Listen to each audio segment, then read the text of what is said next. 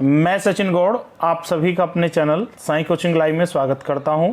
और बच्चों, आज फिर हम लोग पढ़ने वाले हैं इन्वायरमेंटल स्टडी के बारे में, यानी कि पर्यावरण अध्ययन के बारे में।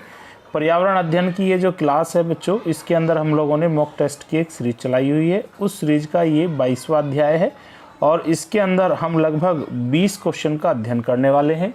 ये सभी के सभी 20 क्वेश्चन को पहले ही जो पूर्व परीक्षाएं हैं उनसे उठाया गया है, शामिल किया गया है। यानी कि कहने का मतलब ये है, आने वाले समय में ये आपके लिए बहुत उपयोगी सिद्ध होने वाले हैं। चलिए बच्चों, हम लोग शुरू कर लेते हैं आज की क्लास शुरू करने से पहले सभी बच्चों को प्रत्येक दिन की तरह जय हिंद लिखकर अपनी अटेंडेंस सबमिट करानी है। उसके बाद हम लोगों को अपनी क्लास की ओर आगे बढ़ जाना है। चलिए बच्चों, बात कर लेते हैं पहले क्वेश्चन के बारे में। पहला क्वेश्चन आपका डिस्प्ले के ऊपर आ चुका है। वंगारी मथई एक प्रसिद्ध हैं। जो वंगारी मथई है वे कहाँ के रहने वाले हैं और उनका संबंध किस चीज़ से है, ये आप लोगों को यहाँ पर बताना है। एक आपको दिया गया है केनिया के पर्यावरणविद और राजनीतिक कार्यकर्ता हैं। एक आपको बताया गया है बच्चों यूएसए के रहने वाले हैं, साथ ही एक संगीतकार हैं। एक आपको बताया गया है अर्थशास्त्री हैं जिन्होंने विश्व बैंक के लिए काम किया है। एक डी दिया गया मानव अधिकार कार्यकर्ता हैं। बच्चों, वंगारी मथई कहाँ के रहने वाले हैं, उनका लिंक किससे है, ये चीज़ आप लोगों को यहाँ पर एक्सप्लेन करनी है। चलिए तेजी के साथ सभी बच्चे आप अपने आंसर सबमिट कराएंगे। सभी बच्चों को लाइव चैट बॉक्स में जाना है और वहाँ पर सभी बच्चों को आप अपने आंसर सबमिट कराने हैं। चलिए बच्चों, बात कर लेते हैं सही विकल्प की। देखिएगा, किसी भी क्वेश्चन के लिए आपको मैक्सिमम 4 मिनट दी जाएगी। 4 मिनट के अंदर अंदर आप सभी को अपने आंसर बच्चों यहाँ पर क्या करा देने हैं, सबमिट करा देने हैं। चलिए बात कर लेते हैं हम आज के सही आंसर की। वंगारी मथई बच्चों कहाँ के रहने वाले हैं, ये चीज़ हम डिस्कस करेंगे। साथ ही साथ उनका संबंध किससे, ये भी हम डिस्कस करेंगे। तो यहाँ पर डी आपका बच्चों गलत है। ये मानव अधिकार कार्यकर्ता नहीं है, न ही कोई अर्थशास्त्री है, न ही ये अमेरिका के रहने वाले हैं, न ही ये संगीतकार हैं। अगर हम वंगारी मथई की बात करते हैं तो बच्चों ये कीनिया के रहने वाले हैं, पर्यावरण से जुड़े हुए हैं, साथ ही साथ राजनीति के साथ भी जुड़े हुए हैं। तो यहाँ पर हम बोल सकते हैं कि ए विकल्प आपका पूर्ण रूप से क्या हो जाता है, सही हो जाता है। आई होप दैट आप सभी को क्वेश्चन क्लियर हुआ होगा। और बच्चों, हम बात कर लेते हैं आज के अगले क्वेश्चन की। चलिए तेजी के साथ देखिएगा सभी बच्चे। निम्नलिखित में से कौन सा व्यक्तित्व चिपको आंदोलन से संबंधित है। आप लोगों को यह बताना है निम्नलिखित में से कौन सा व्यक्तित्व चिपको आंदोलन से जुड़ा हुआ है। एक आपको दिया गया है मेघा पाटकर, एक आपको दिया गया है सलीम अली, और एक बच्चों सी दिया गया है सुंदरलाल बहुगुणा, एक डी आपको दिया गया है MS स्वामीनाथन। चलिए तेजी के साथ, अरे सभी बच्चों को अपने आंसर सबमिट कराने हैं। निम्नलिखित में से कौन सा व्यक्तित्व चिपको आंदोलन से जुड़ा हुआ है, यानी कि चिपको आंदोलन किसकी देन है, ये हम लोगों को यहाँ पर बता देना है। चलिए तेजी के साथ बताइएगा सभी।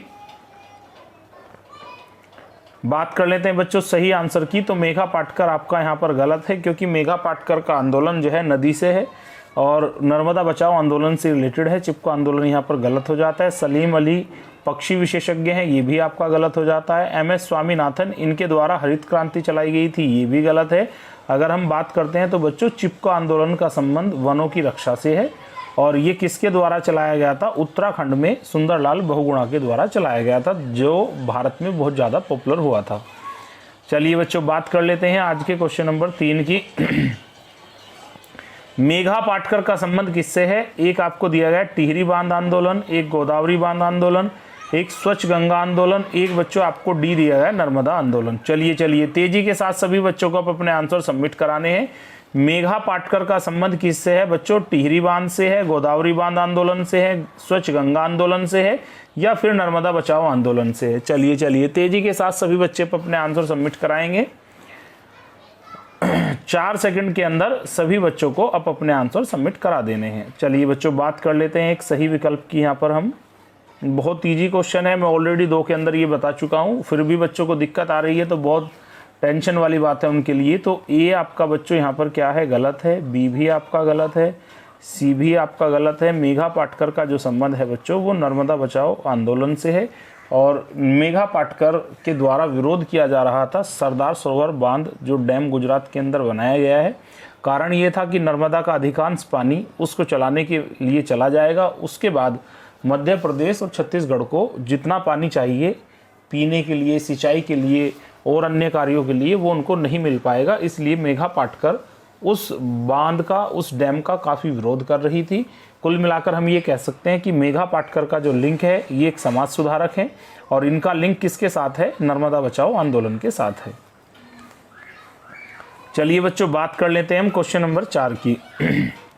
निम्नलिखित में से कौन भारत में पर्यावरण आंदोलन से संबंधित नहीं है? किसका संबंध पर्यावरण आंदोलन से नहीं है? यानी कि 3 कैंडिडेट ऐसे हैं जिनका लिंक पर्यावरण से है, लेकिन 3 कैंडिडेट बच्चों यहाँ पर ऐसे हैं जिनका पर्यावरण के साथ किसी प्रकार का कोई लिंक नहीं है। एक विकल्प आपके पास है सुंदरलाल बहुगुणा, एक आपको दिया गया MS स्वामीनाथन और एक बच्चों आपको दिया गया सलीम अली, एक आपको दिया गया वर्गीज कुरियन। चलिए तेजी के साथ सभी बच्चों को अपने अटेंडेंस सबमिट करानी है। चलिए सभी बच्चे यहाँ पर अपने आंसर सबमिट कराएंगे।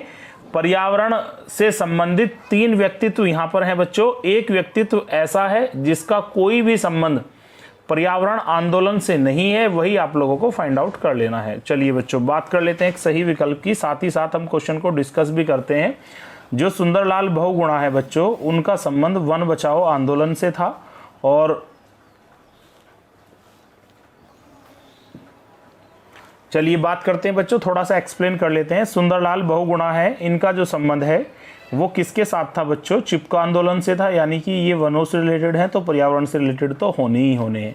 अगर हम MS स्वामीनाथन की बात करते हैं तो इन्होंने हरित क्रांति को चलाया था, यानी कि कृषि से इनका लिंक था, तो यानी कि पर्यावरण से भी इनका लिंक है। सलीम अली, इन्होंने पक्षियों के लिए कार्य किया है, तो इसका मतलब ये भी पर्यावरणवादी थे। लेकिन जो वर्गीज कुरियन है बच्चों, इनके द्वारा श्वेत क्रांति चलाई गई थी, तो इसलिए हम कह सकते हैं कि यहाँ पर सुंदरलाल बहुगुणा का भी लिंक पर्यावरण से है, स्वामीनाथन का भी, सलीम अली का भी, लेकिन वर्गीज कुरियन का कोई भी संबंध वर्गीज कुरियन का कोई भी संबंध पर्यावरण आंदोलन से नहीं है। तो यहाँ पर आपका डी बिल्कुल क्या हो जाता है? अलग और गलत हो जाता है। यही आपको बताना है। निगेटिवली ट्रू यहाँ पर आपको आंसर सबमिट करना था। अगर हम निगेटिवली ट्रू के हिसाब से आंसर की बात करते हैं तो बच्चों पहले 3 विकल्प आपके गलत हैं और यहाँ पर वर्गीज कुरियन सही है, क्योंकि इनका संबंध पर्यावरण आंदोलन से नहीं है। चलिए बात कर लेते हैं क्वेश्चन नंबर 5 की। सूर्य से निकलने वाली ऊर्जा पृथ्वी पर किस रूप में हम लोगों को प्राप्त होती है? एक है पराबैंगनी किरणों के रूप में, एक दृश्य प्रकाश के रूप में, एक विकर्ण के रूप में, एक डी यहाँ पर बच्चों आपको दिया गया अवरक्त किरणों के रूप में। सूर्य से जो एनर्जी हम लोगों को पृथ्वी पर प्राप्त होती है बच्चों, वो किस रूप में हम लोगों को प्राप्त होती है, यही आप लोगों को यहाँ पर एक्सप्लेन करना है। चलिए तेजी के साथ आंसर सबमिट कराइएगा। जो बच्चे आंसर नहीं दे रहे हैं उन सभी बच्चों को आप अपने आंसर तेजी के साथ सबमिट करा देने हैं। चलिए बच्चों बात करते हैं सही विकल्प की। तो ए आपका यहाँ पर बच्चों गलत है, बी भी आपका गलत है, डी भी आपका गलत है। सूर्य से निकलने वाली जो ऊर्जा है हमें सौर विकर्ण के रूप में प्राप्त होती है, इसलिए यहाँ पर सी विकल्प आपका पूर्ण रूप से क्या हो जाता है? सही हो जाता है। अब हम लोग बात कर लेते हैं क्वेश्चन नंबर 6 की। वायुमंडलीय दाब मापना, अगर हम देखिए दोबारा से पढ़ लेते हैं। वायुमंडलीय दाब एक, फिर ब्लैंक दिया गया के साथ मापा जाता है, यानी कि वायुमंडलीय दाब को नापने के लिए हम किस चीज़ का उपयोग करते हैं बच्चों? एक आपको दिया गया बैरोमीटर, एक आपको बी स्केल दिया गया है, एक सी अल्टीमीटर, एक डी आपको दिया गया है थर्मामीटर। चलिए तेजी के साथ सभी बच्चों को अपने आंसर सबमिट कराने हैं। वायुमंडलीय दाब किसके साथ मापा जाता है? बैरोमीटर, एक स्केल दिया गया है, एक सी दिया गया है अल्टीमीटर, एक डी बच्चों आपको दिया गया थर्मामीटर। चलिए तेजी के साथ आंसर सबमिट कराएंगे। क्वेश्चन नंबर 6 के जो राइट विकल्प है उनकी हम बात कर लेते हैं बच्चों। यहाँ पर डी आपका पूर्ण रूप से गलत है, डी का यहाँ पर कोई चांसेस नहीं है, सी भी आपका गलत है, बी भी गलत है। वायुमंडलीय दाब को हम लोग किसकी सहायता से नापते हैं? बैरोमीटर, यानी कि ए आपका बच्चों यहाँ पर क्या है? पूर्ण रूप से सही है। चलिए बात करते हैं क्वेश्चन नंबर 7 की। निम्नलिखित तत्वों में से कौन ऊर्जा चक्र और पृथ्वी से संबंधित नहीं है? निम्नलिखित तत्वों में से कौन ऊर्जा चक्र और पृथ्वी से संबंधित नहीं है बच्चों? एक आपको दिया गया है सोना, एक आपको दिया गया कार्बन, एक आपको दिया गया नाइट्रोजन, एक डी आपको दिया गया फास्फोरस। 4 सेकंड के अंदर सभी बच्चों को आप अपने आंसर सबमिट करा देने हैं। निम्नलिखित तत्वों में से कौन ऊर्जा चक्र और पृथ्वी से संबंधित नहीं है? चलिए तेजी के साथ सभी बच्चे अपनी अटेंडेंस सबमिट कराएंगे। साथ ही साथ जो बच्चे आंसर नहीं दे रहे हैं उन सभी बच्चों को लाइव चैट बॉक्स में जाकर आप अपने आंसर सबमिट कराने हैं। चलिए बात कर लेते हैं सही विकल्प की बच्चों।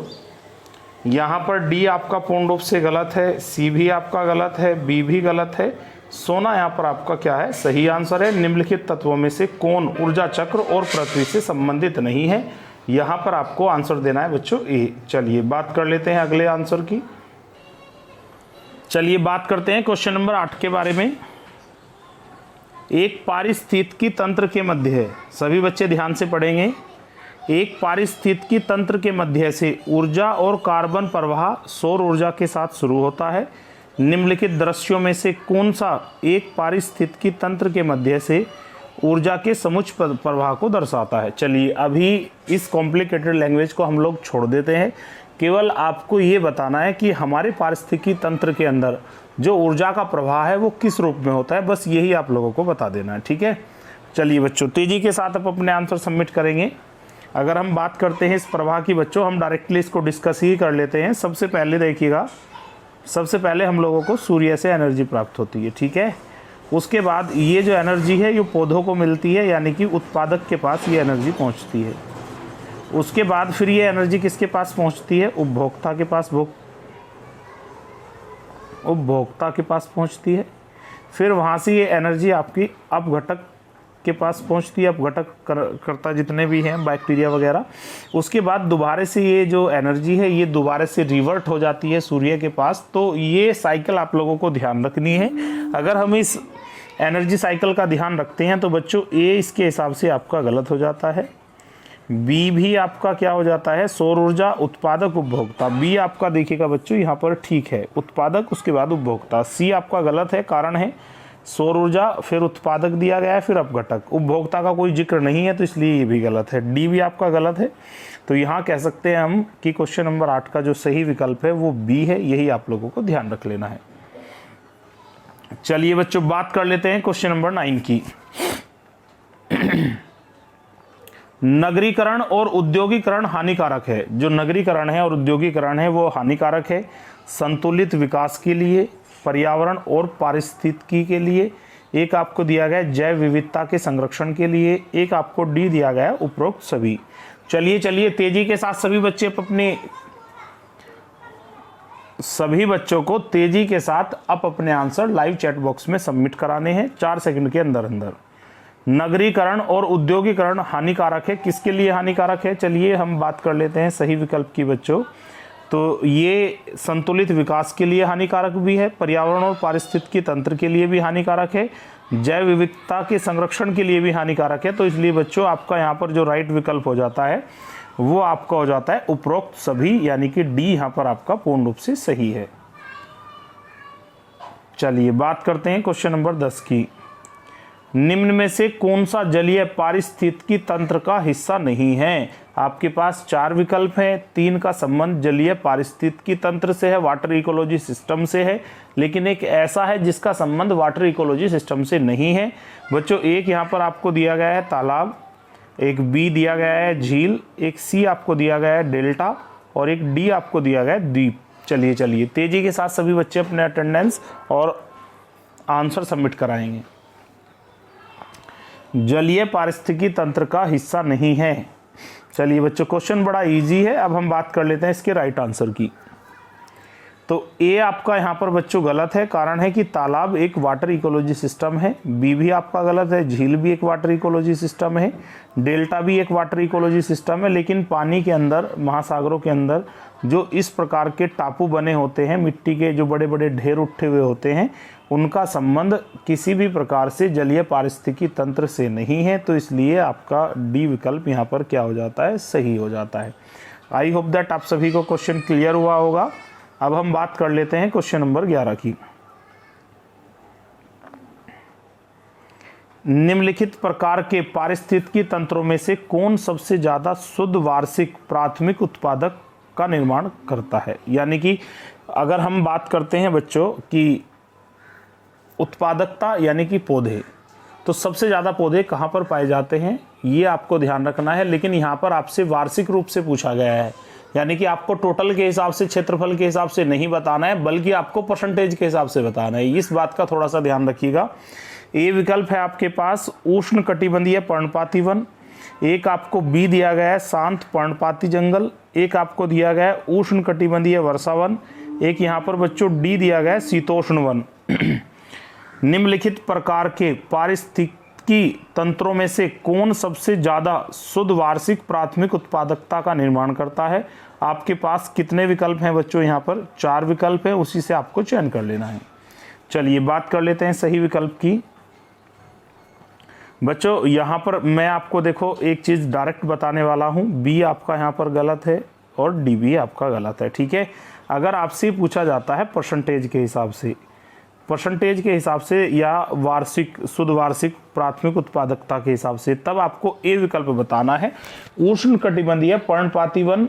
और यदि आपसे पूछा जाता है टोटल के हिसाब से, सबसे ज़्यादा जो वन है बच्चों आपके भूमध्य रेखा पर है, और भूमध्य रेखा पर जो वन आपके पाए जाते हैं वो हैं उष्ण कटिबंधीय वर्षा वन। लेकिन उसने पूछा है सबसे ज़्यादा शुद्ध वार्षिक प्राथमिकता, यानी कि अगर परसेंटेज के हिसाब से बात करते हैं तब आपका ए विकल्प सही है, यदि क्षेत्रफल के हिसाब से बात करते हैं तब आपका सी विकल्प सही है। अभी फिलहाल आपसे परसेंटेज के हिसाब से पूछा गया है, तो इसलिए हम सी को गलत मान लेते हैं और ए को पूर्ण रूप से बच्चों क्या मान लेते हैं? सही मान लेते हैं।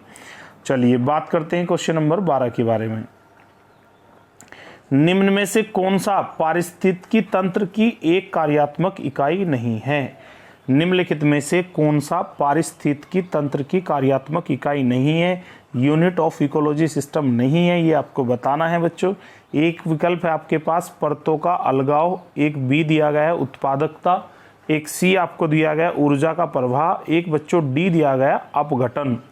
चलिए तेजी के साथ सभी बच्चों को अपने आंसर सबमिट कराने हैं। निम्नलिखित में से कौन सा पारिस्थितिकी तंत्र की एक कार्यात्मक इकाई नहीं है? बात कर लेते हैं यहाँ पर हम लोग सही विकल्प की। चलिए बच्चों सही की बात करते हैं। ए आपका यहाँ पर बच्चों पूर्ण रूप से देखिए निगेटिवली पूछा गया है, तो अगर हम उत्पादकता की बात करते हैं, पेड़ पौधे इनका संबंध तो है इकोलॉजी सिस्टम से, ऊर्जा का भी इकोलॉजी सिस्टम से है, ऊर्जा का पिरामिड हम सेपरेटली पढ़ते हैं, और उसी प्रकार खाद्य श्रृंखला में हम अपघटनकर्ता भी पढ़ते हैं। ये भी आपका क्या है यहाँ पर बच्चों सही है। लेकिन परतों का जो अलगाव है इसका कोई भी लिंक इकोलॉजी सिस्टम से नहीं है। हम ये कह सकते हैं कि 3 विकल्प आपके जो है इकोलॉजी सिस्टम की यूनिट है, वर्किंग यूनिट है, लेकिन ए नहीं है, तो इसलिए हम यहाँ पर ए को गलत मानते हैं। और निगेटिवली ट्रू के हिसाब से यदि हम लोग आंसर देंगे तो बच्चों ये तीनों आपके गलत हो जाते हैं, और ये आपका यहाँ पर पूर्ण रूप से क्या है? सही है। आई होप दैट आप सभी को क्वेश्चन नंबर 12 क्लियर हुआ होगा। निगेटिवली जो ट्रू होते हैं उनका थोड़ा सा आप लोगों को ध्यान रखना है, जल्दबाजी में कभी भी आंसर नहीं देना है। चलिए बात कर लेते हैं क्वेश्चन नंबर 13 की। निम्न में से कौन पारिस्थितिकी तंत्र में एक गैसीय बायोकेमिकल चक्र नहीं है? एक विकल्प है बच्चों कार्बन चक्र, एक आपको बताया गया है नाइट्रोजन चक्र, एक आपको बताया गया सल्फर चक्र, और एक बच्चों डी आपको बताया गया फास्फोरस चक्र। चलिए तेजी के साथ सभी बच्चों को अपने क्वेश्चन के आंसर सबमिट कराने हैं। निम्नलिखित में से कौन पारिस्थितिकी तंत्र में एक गैसीय बायोकेमिकल चक्र नहीं है? कार्बन चक्र है, एक बी नाइट्रोजन चक्र, एक सी यहाँ पर मौजूद है बच्चों सल्फर चक्र, एक डी आपको दिया गया फास्फोरस चक्र। चलिए तेजी के साथ आंसर सबमिट कराइएगा बच्चों। देखिएगा बच्चों ए कार्बन चक्र भी सही है, नाइट्रोजन भी सही है, सल्फर भी सही है, लेकिन फास्फोरस जो है आपका गैसीय बायोकेमिकल चक्र इन्वायरमेंट का नहीं है, इकोलॉजी सिस्टम का नहीं है। तो हम ये कह सकते हैं निगेटिवली ट्रू के हिसाब से आपके 3 गलत हो जाते हैं, और ये आपका क्या हो जाता है? पूर्ण रूप से सही हो जाता है। ठीक है, चलिए बात कर लेते हैं बच्चों क्वेश्चन नंबर 14 की। निम्नलिखित खाद्य श्रृंखला में से संभावित लिंक ए को पहचानें। एक आपको दिया गया है पादप, एक दिया गया है कीट, फिर उसके बाद मेंढक, और ए आपको लिंक ढूंढना है, और एक आपको दिया गया है बाज। उसके हिसाब से ए को रिप्लेस कीजिएगा बच्चों तोता, कोबरा, एक सी है खरगोश, एक डी आपको दिया गया है बाघ।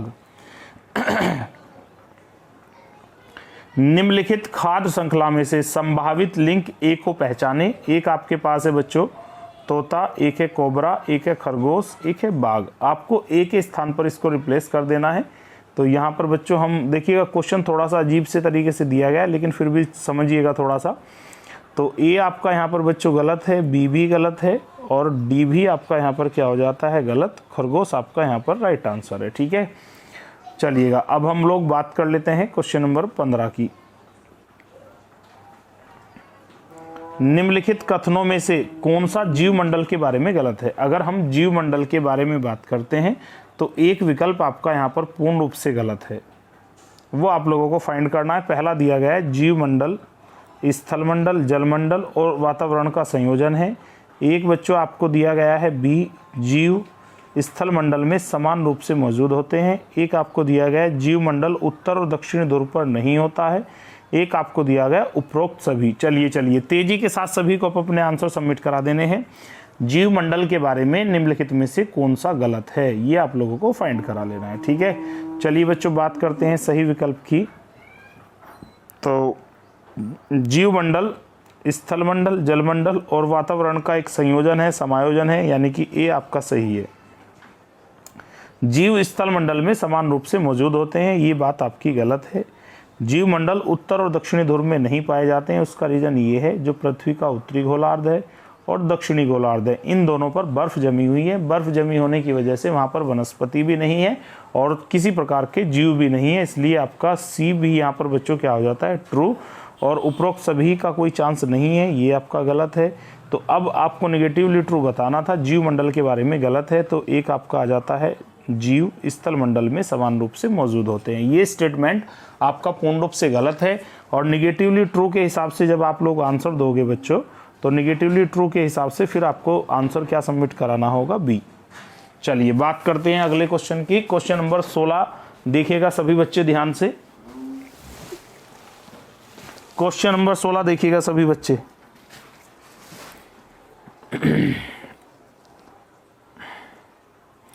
चलिए 16 क्वेश्चन आपका डिस्प्ले पर मौजूद है, इसको पढ़िएगा सभी बच्चे ध्यान से।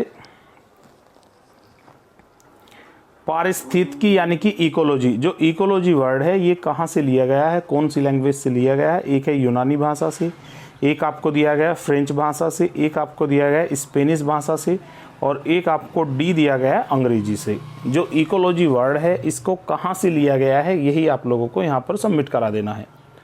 चलिए तेजी के साथ सभी बच्चे अपने आंसर सबमिट कराएंगे। इकोलॉजी जो वर्ड है बच्चों, ये कहाँ से लिया गया है? यूनानी भाषा से, फ्रेंच भाषा से, स्पेनिश भाषा से, एक आपको डी दिया गया है अंग्रेजी भाषा से।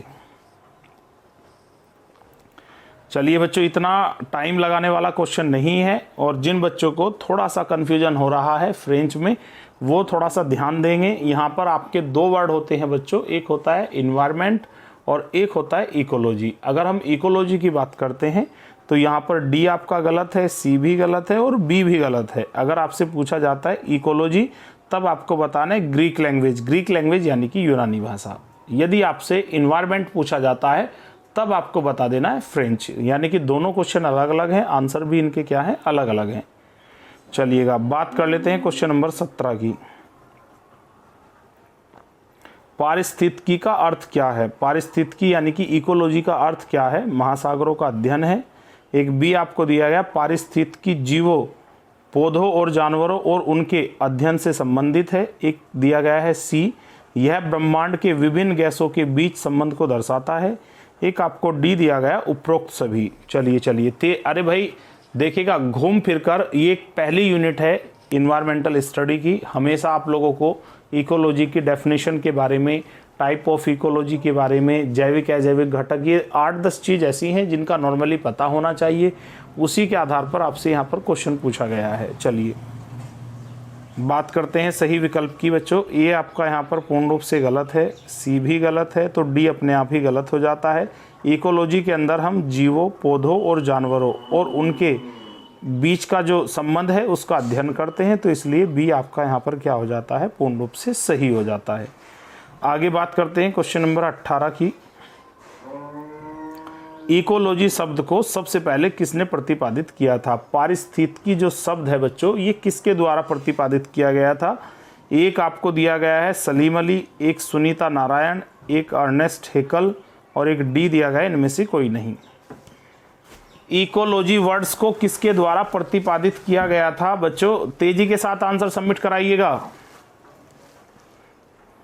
इकोलॉजी वर्ड किसके द्वारा दिया गया है? बच्चों बात करते हैं सही विकल्प की। ए आपका यहाँ पर गलत है, बी भी आपका गलत है, साथ ही साथ डी भी आपका गलत है।